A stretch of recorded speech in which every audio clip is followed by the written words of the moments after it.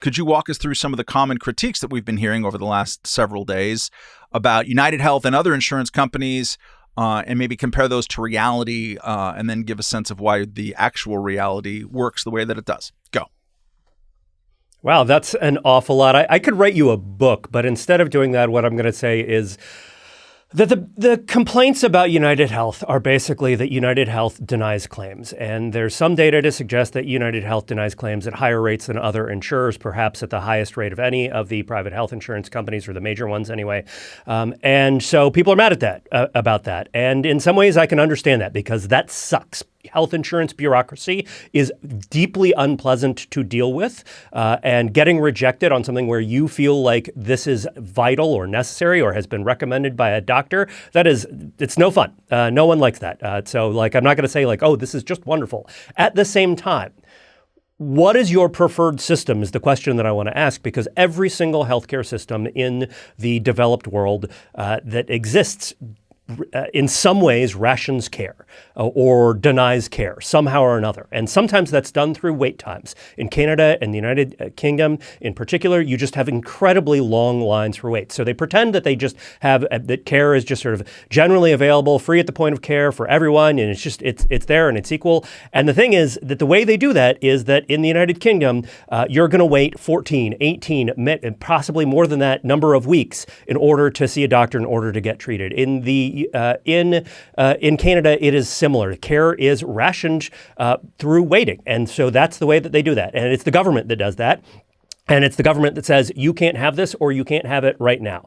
And so every single system has that. Some other systems also deal with their care issues by, say, paying providers much less. So in France, for example, but also in the UK, doctors make an awful lot less money. And we saw a related debate about that touched on this happen in the United States just over the past week or two, where the anesthesiologists were complaining that there was a health insurer that was like, we're going to put new rules on how much we're going to pay you based on the time that you spend in surgery and that sort of thing. Basically, it was a move designed to limit how much anesthesiologists get paid. Anesthesiologists, on average, make something like $440,000, $450,000 a year, and they're doing pretty well. And so this was an insurer basically saying, we're going to pay something like Medicare rates and use that to try and push back on what we believe is excessive payments to anesthesiologists. Now, I'm not going to sit here and tell you that the payments are excessive or that Medicare's rates are right.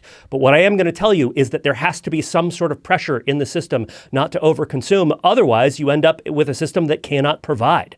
There's always going to be someone who says there's going to be a decision point somewhere, whether it is the government or whether it is a health insurance company, that is going to say in some cases, you are not going to get this care. We are going to ration this. We are going to allocate this accordingly. And because we have so systematically suppressed prices all throughout the healthcare system, we don't have a good way of doing that. Instead, we have these kind of random, arbitrary bureaucratic systems that make everything opaque, that make it hard to figure out what's going on. That's true in the government systems. It's true in the highly regulated public-private system, of which a huge amount of healthcare spending in the United States, by the way, is government spending, not private.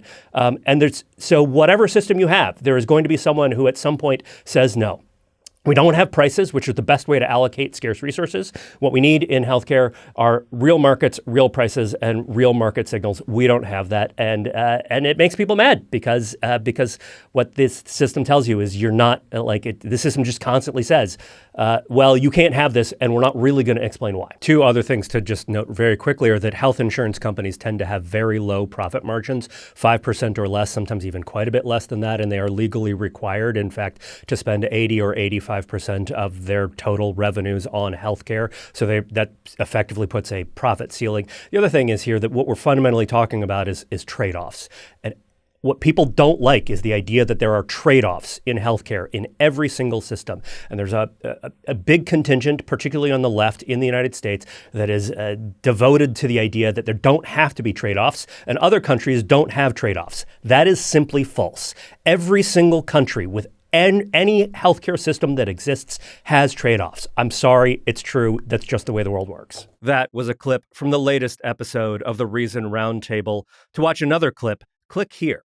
To watch the whole episode, click here, and make sure to subscribe to the Reason Roundtable. You'll be glad you did.